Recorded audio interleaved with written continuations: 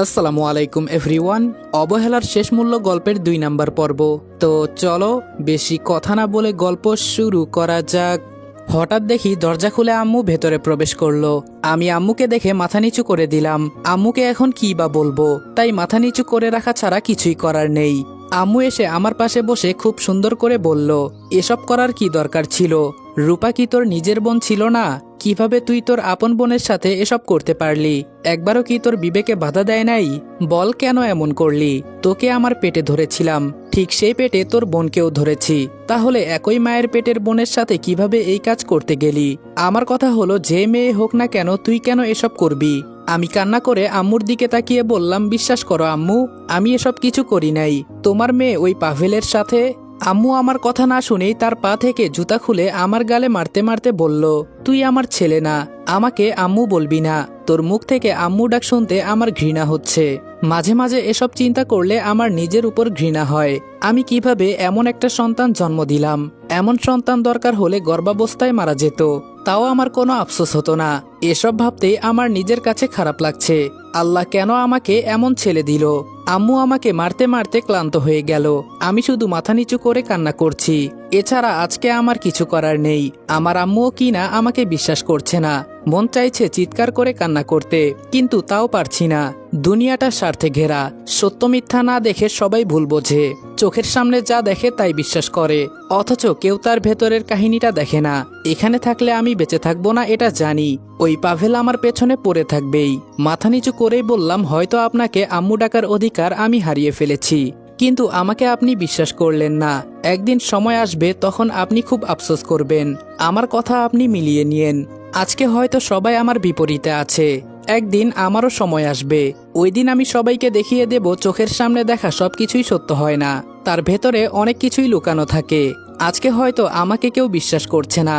আম্মু কিছু বলছে না, শুধু চুপচাপ কান্না করছে। হঠাৎ কোথায় থেকে রূপা এসে বলল, আম্মু যে কিনা আমার সাথে খারাপ কিছু করতে চেয়েছিল, আজকে তুমি তাকে সাপোর্ট করছো নাকি? তোমার মেয়ের জীবনের কোনো দাম নেই নাকি তোমার কাছে? ওর কথা কি তোমার বিশ্বাস হয়? তুমি কি পাগল হয়েছো? এরকম একটা অমানুষের সাথে তুমি কথা বলতেছো। ওর সাথে কথা বলাটাও আমাদের জন্য পাপের সমতুল্য। আম্মু হাত থেকে জুতাটা নিচে ফেলে বলল, সন্তান পেটে রেখেছিলাম, কিন্তু কে জানতো এমন কুলাঙ্গার সন্তান আমার ঘর থেকে জন্ম নিবে। যদি জানতাম তাহলে গলা টিপে হত্যা করে ফেলতাম। এমন সন্তান আমি কখনোই রাখতাম না। আম্মু যখন চলে যাবে তখন আমি আম্মুর পায়ে ধরে বললাম, সকাল থেকে আমি কিছু খাই নাই, খুব ক্ষুধা পেয়েছে আমার, আমাকে কিছু খেতে দিবেন প্লিজ। আমার না অনেক খিদা লেগেছে। আপনি তো জানেন ক্ষুধার জ্বালা আমি সহ্য করতে পারি না, আর কেউ না জানলে এটা তো আপনি জানেন। তখন হঠাৎ করে আমার অতীতের কথা মনে পড়ে গেল। সকালে ঘুম থেকে উঠতে চাইতাম না, আম্মু এসে আমার মাথায় হাত বুলিয়ে বলতো, রনি এখন ঘুম থেকে ওঠ, তোর জন্য তোর পছন্দের পিঠা বানিয়েছি, গরম গরম খেতে হবে, তাড়াতাড়ি ওঠ। খেতে না চাইলেও আম্মু জোর করে আমাকে খাইয়ে দিত। কখনো ক্ষুধার জ্বালা আমাকে বুঝতে দিত না। কখনো কখনো এমনও হয়েছে আমি না খেয়ে রাতে ঘুমিয়ে যেতাম। আম্মু আমাকে ঘুম থেকে তুলে হলেও খাইয়ে দিত। আমার সামনে সব সময় খাবার রেডি থাকতো। আমি কি খাবো না খাবো, কি পছন্দ করি কি অপছন্দ করি, সবকিছুই আমি বলার আগে হাজির হয়ে যেত। কিন্তু আজকে আমি না খেয়ে এভাবে অসহায়ের মতো পড়ে আছি। একটা বারও কি তাদের মনে পড়লো না আমার কথা? আমিও তো একটা মানুষ। এটা মনে আসলো না যে একটা মানুষ তো আছে।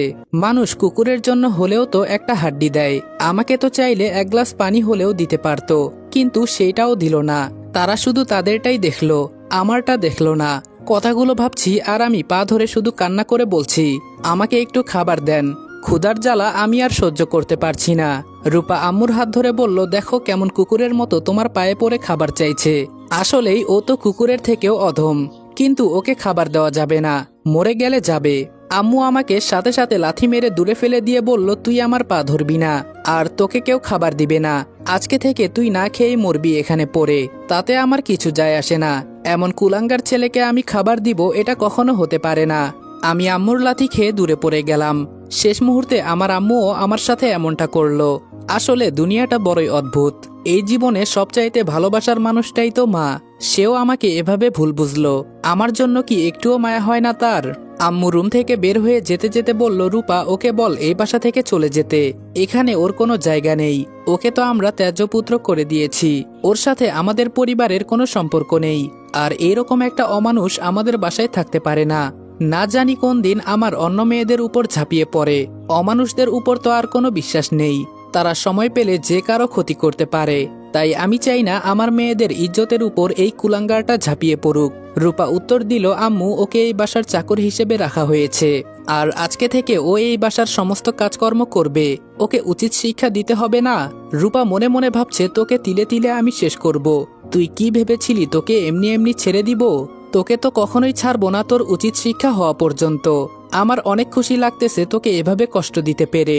বারবার বলেছিলাম আমাদের সাথে লাগিস না, কিন্তু তাও তুই আমাদের সাথে লাগতে গিয়েছিস। এখন দেখ কেমন লাগে। এই কথা বলে রূপা রুমের দরজা বন্ধ করে চলে গেল। আমি রুমের এক কোনায় চুপচাপ নিচে শুয়ে আছি।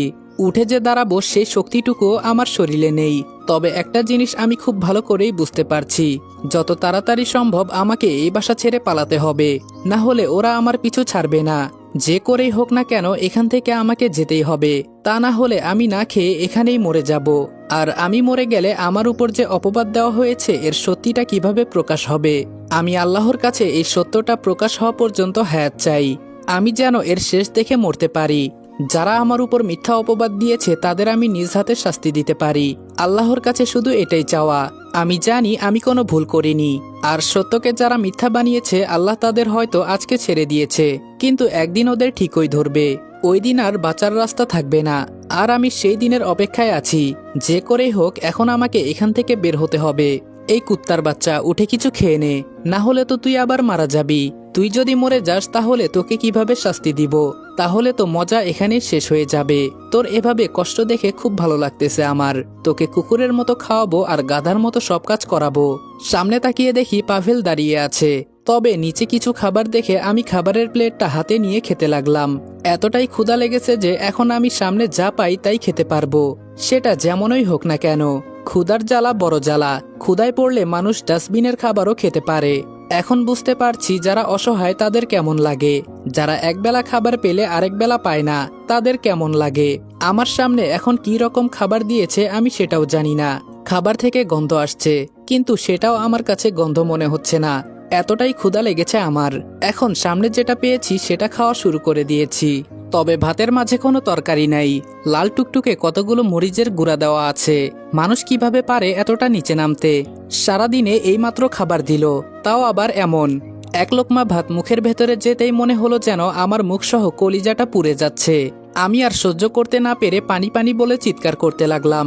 পাভেল আমার সামনে একটা গ্লাস এগিয়ে দিল, আর সেই গ্লাসের পানি মুখে দিতেই বুঝলাম এখানেও মরিচের গুঁড়া মিশিয়ে দেওয়া হয়েছে।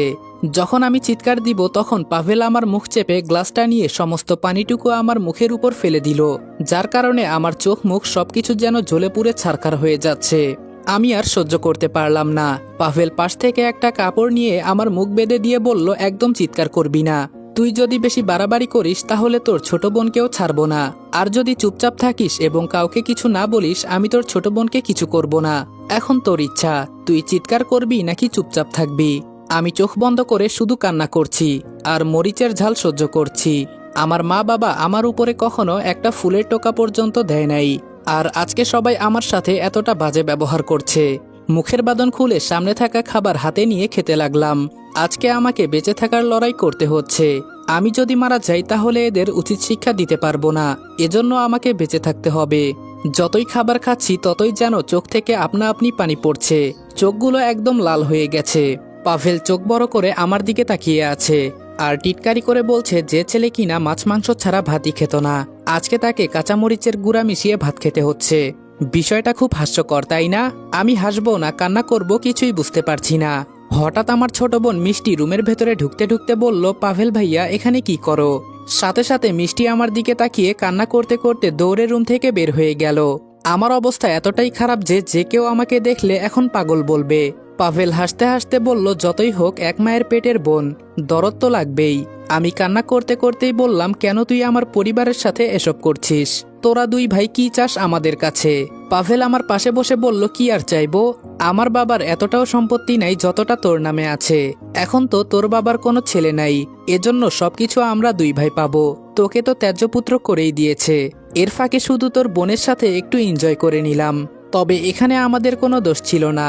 তোকে আমরা দুই ভাই মারবো এটা আমরা আগে থেকেই চিন্তা ভাবনা করে রেখেছি। কিন্তু কে জানে তোর বোন আমাদের দুই ভাইকে কাছে টানবে। আর সেই সুযোগেরই সদ্ব্যবহার করে দিলাম। এখন এক ঢিলে দুই পাখি শিকার করেছি। বিষয়টা খুব ভালো, তাই না? আমি কোনো মতে এক কোনায় গিয়ে হেলান দিয়ে পাভেলের দিকে তাকিয়ে বললাম, তুই এক কাজ কর, আমাকে মেরে ফেল, তাহলে তুই বেঁচে যাবি।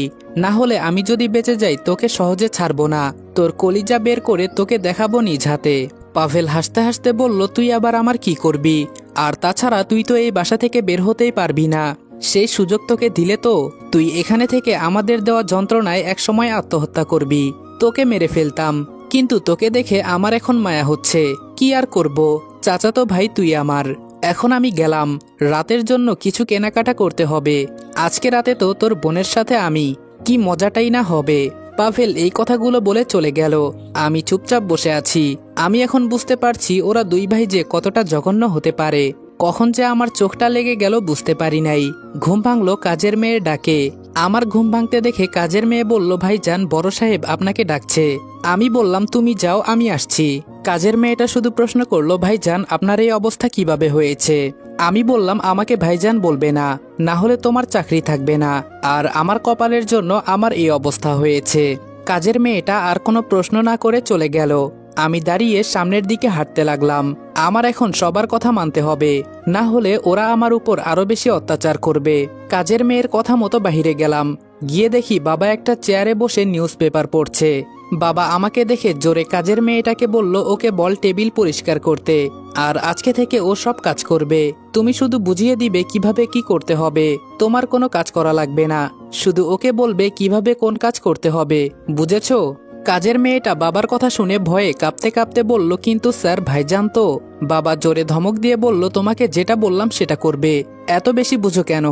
আমার জন্য কাজের মেয়েটার চাকরি চলে যাক, আমি এটা চাই না। এজন্য বাবার কথা মতো টেবিল পরিষ্কার করতে লাগলাম। জীবনে কখনো এক জায়গা থেকে অন্য জায়গায় একটা খাবারের প্লেট সরিয়ে দেখি নাই, আর আজকে আমাকে এসব করতে হচ্ছে। আমি টেবিল পরিষ্কার করছি আর দূর থেকে সবাই আমাকে দাঁড়িয়ে দাঁড়িয়ে দেখছে।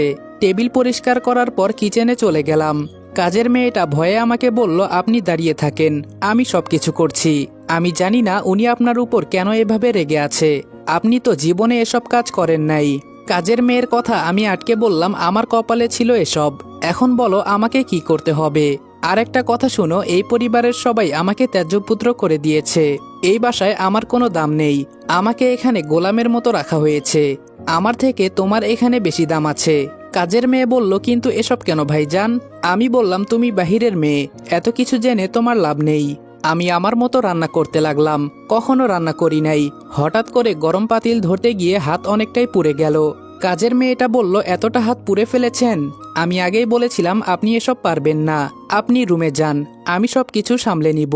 আমি বললাম, কিন্তু। মেয়েটা বলল, আরে যান, আপনি এসব পারবেন না, আমি সব কিছু দেখে নিব। তবে ধীরে ধীরে রুমে যাবেন, কেউ যেন জানতে না পারে আপনি রুমের ভেতরে আছেন। সবাই মনে করবে আপনি আমার সাথে কিচেনে আছেন। আমি একটা মুচকি হাসি দিয়ে বললাম, ধন্যবাদ তোমাকে। আমি চুপচাপ রুমে চলে গেলাম। আমি রুমে চলে যাওয়ার কিছুক্ষণ পর আমার ছোট বোন মিষ্টি হাতে করে একটা মলম নিয়ে আমার রুমের ভেতরে ঢুকলো। কোনো কথা না বলে আমার হাত ধরে হঠাৎ মলম লাগাতে লাগলো। হঠাৎ করে আমার মনে হলো, আমার রুমে তো আমি ক্যামেরা লাগিয়ে রেখেছিলাম। আমি আমার রুমের ভেতরে ক্যামেরা এজন্যই লাগিয়েছি, অনেক সময় আমাদের বাসার সবাই যখন কোনো জায়গায় বেড়াতে যায়, তখন আমি আমার সমস্ত বন্ধু বান্ধব এনে আমরা রাতে সবাই মিলে রুমে পার্টি করি।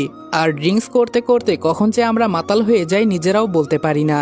এজন্য রুমে ক্যামেরা লাগিয়ে রেখেছিলাম, যেন দেখতে পারি রাতে আমরা কি কি করেছিলাম। আর সবাই এসব দেখে মজা নিতাম। উপরের ক্যামেরাটা দেখেই অজান্তেই একটা হাসি এসে গেল মুখে।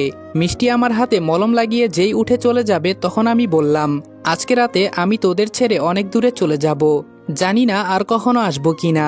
আমাকে তো সবাই পরিবার থেকে আলাদা করে দিয়েছে, এখন আমি তোদের কিছু না। শেষ একটা অনুরোধ আমার, বড় ভাই হয়ে বলছি, তুই আমাকে বিশ্বাস কর। মাত্র 10 মিনিট সময় এখানে দাঁড়া, আমি তোকে সবকিছু সত্যি বলছি। মিষ্টি আমার দিকে কান্না দৃষ্টিতে তাকিয়ে বলল, তুই আর কি বলবি? তুই কিভাবে? আমি ওকে আর কোনো কথা না বলতে দিয়ে হাত দিয়ে ক্যামেরার দিকে ইশারা করে বললাম, বিশ্বাস কর আমি কিছু করি নাই। যা করেছে আমার বড় বোন আর আমার আপন চাচাতো দুই ভাই। আমার ক্যামেরায় হয়তো এসব রেকর্ড করা আছে, তুই আমাকে একটু সাহায্য কর, তাহলে দেখতে পারবি। মিষ্টি আমার দিকে তাকিয়ে কিছু বলল না। আমার কথা মতো ও কম্পিউটার ওপেন করে ভিডিওটা খুঁজতে লাগলো আর অবশেষে মিষ্টি সেই ভিডিওটা পেয়ে গেল। ভিডিও দেখে আমার শরীরের লোম দাঁড়িয়ে গেছে, রাগে আমার চোখ মুখ লাল হয়ে গেছে। মিষ্টিকে সরিয়ে কম্পিউটার নিয়ে ভিডিওটা আমার ফোনে রেখে ওইটা ডিলিট করে দিলাম। মিষ্টির দিকে তাকিয়ে বললাম, এখন তো তুই আমাকে।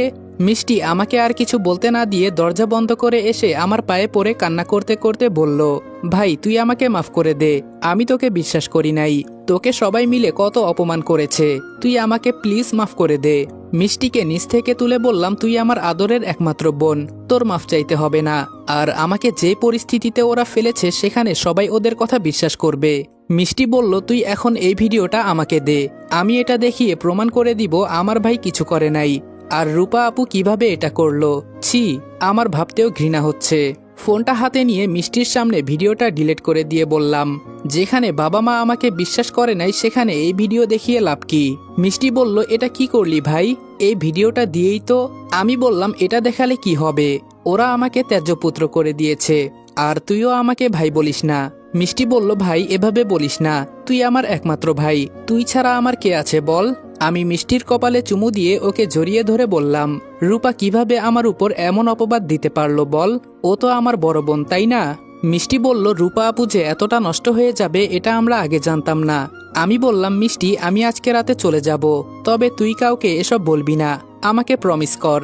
মিষ্টি বলল, না ভাই তুই কোথাও যাবি না, তুই একটু দাঁড়া আমি আসছি। এই বলে মিষ্টি দৌড়ে কোথায় যেন চলে গেল। আবার কিছুক্ষণ পর একটা প্লেটে কি যেন নিয়ে আসলো। মিষ্টি আমার সামনে খাবার রেখে বলল, আগে তোকে মরিচ দিয়ে খেতে দেখে আমার কলিজাটা ফেটে যাচ্ছিল, কিছু করতে পারি নাই তখন, নে এখন আমি তোকে নিজ হাতে খাওয়াবো। আমি বললাম, মিষ্টি এখন চলে যা, কেউ দেখলে সমস্যা হবে। মিষ্টি বলল, কি সমস্যা হবে, আমি তো আমার নিজের ভাইয়ের কাছে আছি, এতে কি হবে, আর যদি কিছু হয় আমি দেখে নিব। তোর বোন এখন বড় হয়েছে, সে এখন বুঝতে শিখেছে। আমি মিষ্টির হাতে খাবার খেতে লাগলাম। মিষ্টি বলল, ভাইয়া তুই কি সত্যি চলে যাবি? আমি বললাম, আমি এখানে থাকলে ওরা আমাকে মেরে ফেলবে, আমাকে বাঁচতে হবে, তুই আমাকে বল এসব কথা কাউকে বলবি না। মিষ্টি বলল, কিন্তু ভাইয়া। আমি বললাম, আমি যেটা বললাম সেটা বল। মিষ্টি বলল, হ্যাঁ বলবো না ভাইয়া, কিন্তু সবাই যে তোকে ভুল ভাবছে। আমি বললাম, সমস্যা নেই, ওদেরকে ভাবতে দে, আর যত দ্রুত সম্ভব তুই দেশের বাহিরে চলে যা, না হলে ওরা তোর সাথেও খারাপ কিছু করবে। মিষ্টি রেগে বলল, আমি ওদের দেখে নিব। আমি বললাম, দেখ বোন, মাথা গরম করিস না, ওরা ছেলে মানুষ, তুই ওদের সাথে কিছু করতে পারবি না, আমি যেটা বললাম সেটা কর, ওখানে গিয়ে মনোযোগ দিয়ে পড়াশোনা কর। মিষ্টি বলল, আর তুই? আমি বললাম, আমি কোনো একদিন এখানে ফিরে আসব। মিষ্টি আমার মাথায় হাত রেখে বলল, আমাকে ছুঁয়ে কসম কেটে বল। আমি বললাম, হ্যাঁ বোন আমি ফিরে আসব, তুই কোনো চিন্তা করিস না। ফোনটা বের করে সাজিদকে কল দিলাম। সাজিদ কল ধরে বলল, আমি তোর বাসায় আসতেছি। আমি বললাম, তোর আশা লাগবে না, আমি আজকে রাতে বাসা থেকে পালিয়ে চলে আসব, তুই একটা কাজ কর। সাজিদ বলল, হ্যাঁ বল। আমি বললাম, আমার বড় বোন রূপাকে কিডন্যাপ করবি, আর ওকে এমনভাবে মারবি যেন এক সপ্তাহ বিছানা থেকে উঠতে না পারে, একটা হাত ভেঙে দিবি। সাজিদ বলল, কিন্তু রনি এসব কেন, ওকে অন্যভাবেও তো শাস্তি দেওয়া যায়।